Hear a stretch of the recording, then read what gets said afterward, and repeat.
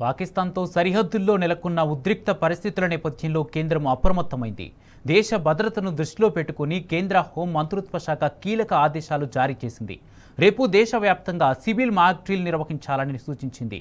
ఈ నేపథ్యంలో యుద్ధ సన్నద్ధతపై కేంద్ర హోంశాఖ కీలక సమావేశం నిర్వహించింది.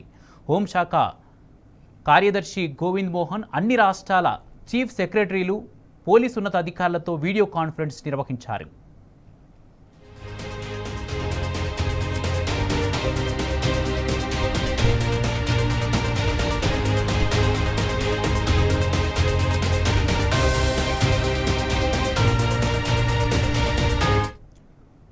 సెక్యూరిటీ మాక్ డ్రిల్స్ నిర్వహణ సందర్భంగా తీసుకోవాల్సిన చర్యలను కూడా కేంద్రం సూచించింది.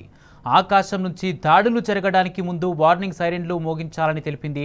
శత్రు దాడి జరిగిన పక్షంలో తమను తాము రక్షించుకునేందుకు అవసరమైన శిక్షణను పౌరులు, విద్యార్థులు ఇతరులకు ఇవ్వాలి. హఠాత్తుగా విద్యుత్ సరఫరాను నిలిపివేసే సౌకర్యాన్ని అందుబాటులో ఉంచుకోవాలి. కీలక ప్లాంట్లు లేదా స్థావరాలను గోప్యంగా ఉంచే విధంగా తగిన చర్యలు తీసుకోవాలి.